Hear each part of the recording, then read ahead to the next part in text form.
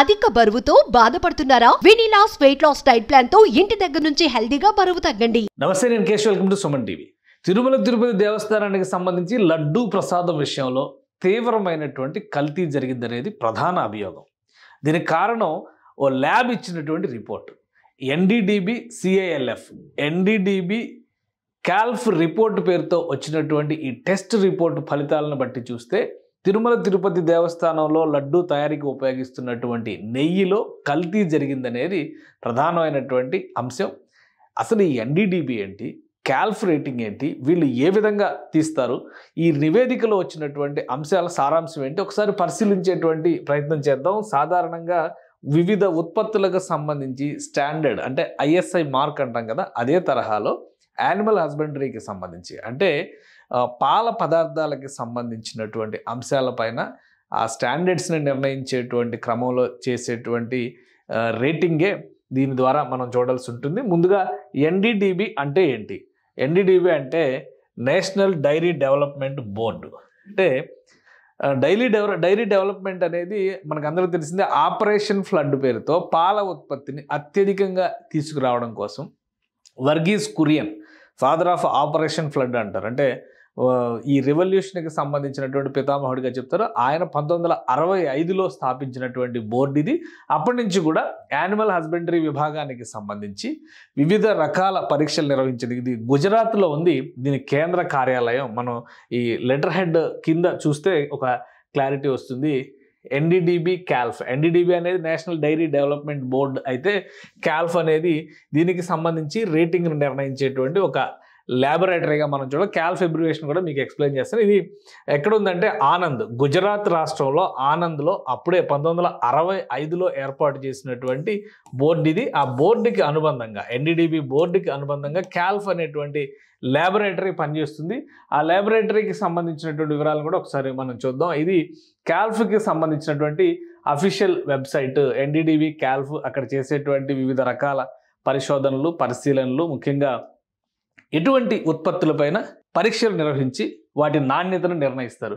Dairy, food and feed, అలానే honey testing, ఇక్కడ చూస్తే food safety parameters, genetic testing, ఈ అంశాలన్నీ కూడా ఈ క్యాల్ఫ్ పరిధిలోకి వచ్చేటువంటి అంశాలు. దీనికి సంబంధించి Bureau of Indian Standards, International Organization for Standards అంటే ఐఎస్ఓ, మనం బిఐఎస్ అంటే ఇండియన్ స్టాండర్డ్స్, ఐఎస్ఓ అంటే అంతర్జాతీయ ప్రమాణాలను దృష్టిలో ఉంచుకుని ఇచ్చేటువంటి రేటింగ్. ఈ రెండింటికి సంబంధించినటువంటి కేటగిరీస్ని కూడా ఇక్కడ క్యాలిక్యులేట్ చేస్తారు. ఐఎస్ఓ అనేది ఇంటర్నేషనల్ స్టాండర్డ్. మనం ఇప్పుడు ఐఎస్ఓ సర్టిఫికేషన్ అంటాం కాబట్టి గ్లోబల్ మార్కెట్ వచ్చిన తర్వాత ప్రతి ఒక్కరు కూడా ఈ రేటింగ్ని ప్రామాణికంగా నిర్ణయిస్తారు. వాటికి సంబంధించినటువంటి అక్రిడిటేషన్స్, సర్టిఫికేషన్స్ జరిగేటువంటి ప్రక్రియ ఈ క్యాల్ఫ్ ద్వారా జరుగుతుంది. అలానే క్యాల్ఫ్ అంటే అబ్రివేషన్ ఏంటో కూడా ఒకసారి మనం చూద్దాం. ఇది centre for analysis and learning in livestock and food.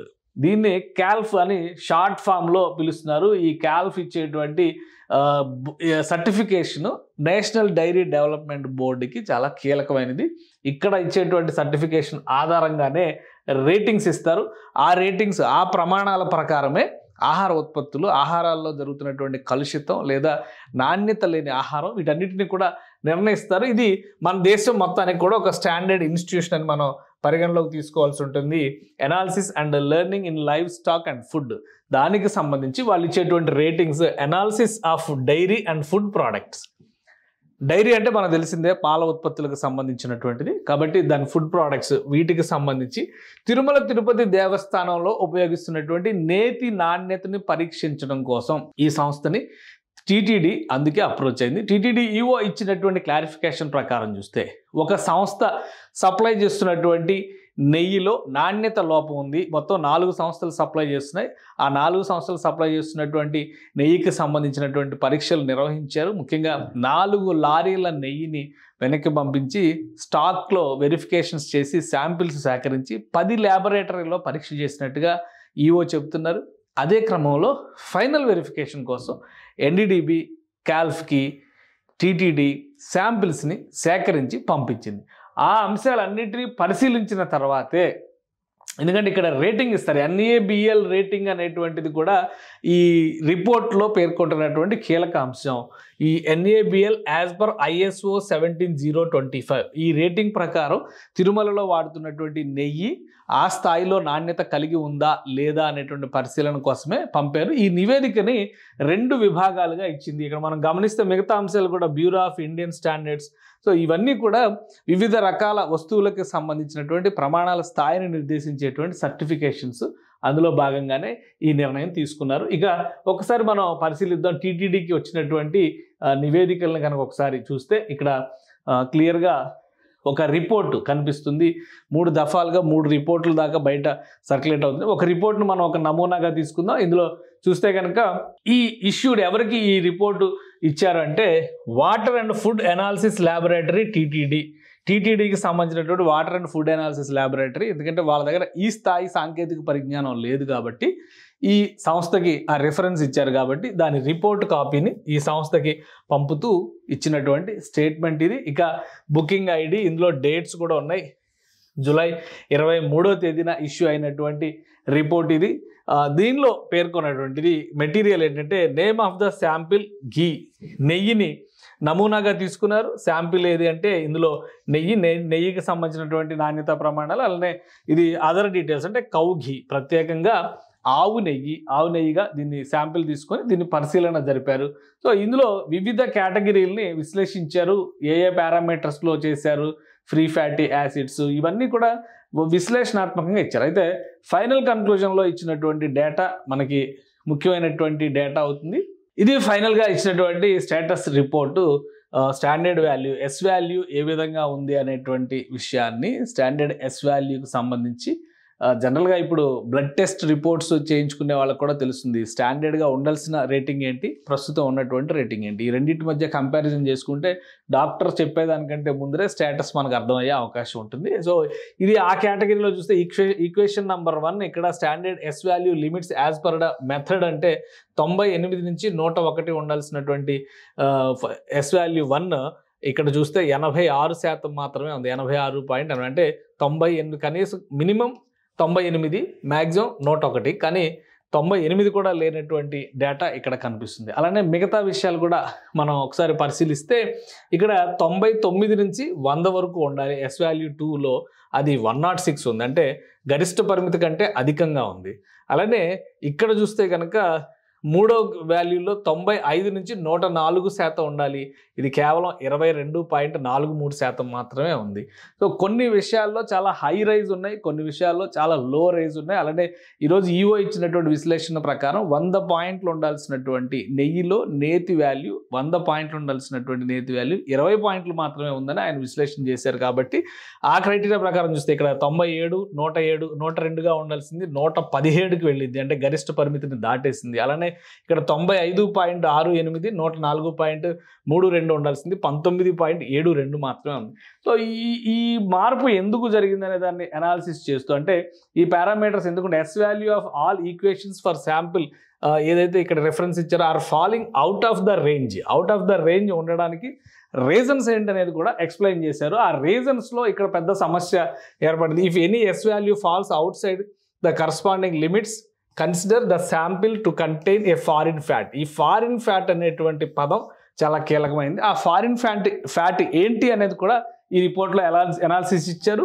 ఒకటి సోయాబీన్, సన్ఫ్లవర్, ఆలివ్, అలానే రిప్రెస్డ్ లిన్సీడ్, వైట్ జెర్మ్, అలానే maize germ, cotton seed, fish oil. ఈ ఫిష్ ఆయిల్ చుట్టూ ఇప్పుడు ఎక్కువ డిస్కషన్ జరుగుతుంది. దాని తర్వాత చూస్తే coconut and palm kernel fat, అలానే palm oil and beef tallow, lard, total 5. ఇది ఈ బీఫ్ టాలో, ఫిష్ ఆయిల్ చుట్టూ ఇప్పుడు తిరుపతి దేవస్థానంలో తయారవుతున్నటువంటి లడ్డు అపవిత్రం అయిందా అనేటువంటి చర్చ నడుస్తుంది.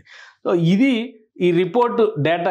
ఈ రిపోర్టుని బట్టి చూస్తే కనుక టీటీడీకి సంబంధించి ఒక నోట్ కూడా సర్క్యులేట్ అవుతుంది. మొత్తం నాణ్యతను పరిశీలించేందుకు 8/7/2024 NDDB క్యాల్ఫ్ ల్యాబొరేటరీకి పంపించగా వచ్చినటువంటి నివేదికలు ISO 17025 గుర్తింపు పొందినటువంటిది. డైరీ ఉత్పత్తులకు సంబంధించినటువంటిది. సోయాబీన్, పొద్దుతిరుగుడు, ఆలివ్, గోధుమ బీన్స్, అలానే మొక్కజొన్న, పత్తి గింజలతో పాటు చేప నూనె కూడా ఇందులో వాడినట్టుగా తేలింది. అంటే ఇదే రిపోర్టుకు సంబంధించినటువంటి సెకండ్ టేబుల్లో ఉన్న అంశాలని కోట్ చేస్తూ ఇక్కడ ప్రస్తావించారు. సో ఇది చూసిన తర్వాత అలానే వాల్యూస్ పరంగా చూస్తే కేవలం 95, ఇక్కడ మనం ఇందాకే అనుకున్నట్టుగా 95.68 ఉండాల్సినటువంటి ఎస్ వాల్యూ, అంటే ఇందులో ఉండాల్సినటువంటి ఎస్ వాల్యూ కేవలం 20.32కే పరిమితమైంది. సో జంతువుల కొవ్వు కలవడమే దీనికి ప్రధానమైనటువంటి కారణం అయి ఉంటుందనేది ఇప్పుడు వస్తున్నటువంటి విశ్లేషణ. ఒకవేళ ఇక్కడ ఇంకొకటి తేలాల్సినటువంటి అంశం ఏంటంటే, ఎప్పటి నుంచి ఈ నెయ్యిని ప్రసాదాల తయారీలో వినియోగించారు, అలానే ఇప్పుడు వచ్చినటువంటి సంస్థ ఎప్పటి నుంచి సప్లై చేస్తుంది, ఇలాంటి అంశాలు ఇంకా క్లారిటీ రావాల్సినటువంటి అంశాలు చాలా ఉన్నాయి. అందుకనే భక్తుల మనోభావాలు, ప్రధానంగా కోట్ల మంది శ్రీవారి భక్తులకి సంబంధించి ఉన్నటువంటి మనోభావాలు దెబ్బతినేటువంటి పరిస్థితి ఏర్పడుతోంది. కాబట్టి దీనిపైన సమగ్రమైన విచారణ జరిపించాలనేటువంటి డిమాండ్ బలపడుతోంది. దేశవ్యాప్తంగా హిందూ సంఘాలకు సంబంధించి కానీ హిందూ భక్తులు ఎక్కువ మంది రోడ్డుపైకి వచ్చి ఆందోళనలు చేస్తున్నటువంటి పరిస్థితి కూడా ఉంది. కేంద్ర ప్రభుత్వంలో ఉన్నటువంటి మంత్రులు కూడా దీనిపైన సీరియస్ కన్సర్న్ వ్యక్తం చేశారు. జేపీ నడ్డా ఆంధ్రప్రదేశ్ సీఎం చంద్రబాబు నాయుడుతో నేరుగా ఫోన్లో సంభాషించారు. టీటీడీ పవిత్రతకు సంబంధించి ఎలాంటి తప్పిదాలు జరిగినా కఠిన చర్యలు తీసుకోవాలనేటువంటి మాట చెప్పారు. కాబట్టి ఎన్డీటీవీ క్యాల్ఫ్ సంస్థకు సంబంధించిన ఇంటిగ్రిటీని ప్రశ్నించేటువంటి నైతిక హక్కు ఏ ఒక్కరికి లేదు. ఇది జాతీయ స్థాయిలో ఉన్నటువంటి సంస్థ. పాల ఉత్పత్తులకు సంబంధించి ప్రధానంగా విశ్లేషణలు చేసి స్టాండర్డ్స్ నిర్ణయించేటువంటి సంస్థ. కానీ సరఫరా ఎప్పటి నుంచి జరిగింది, ఎన్ని రకాలుగా, ఎన్ని సంవత్సరాలుగా లేదా ఎన్ని నెలలుగా ఈ పాలని లేదా ఈ పాల ఉత్పత్తుల్ని వినియోగిస్తున్నారనేటువంటి విషయం పైన స్పష్టత ఇవ్వాల్సిన బాధ్యత అటు టీటీడీ పైన ఇటు ఆంధ్రప్రదేశ్ ప్రభుత్వం పైన మరింత ఎక్కువగా ఉంది. దీనిపైన లోతైన విచారణ జరగాల్సినటువంటి ఆవశ్యకత కూడా చాలా స్పష్టంగా కనిపిస్తోంది. సుమన్ టీవీలో మీ పర్సనల్ అండ్ బిజినెస్ ప్రమోషన్స్ కోసం కింది నెంబర్కి కాంటాక్ట్ చేయండి.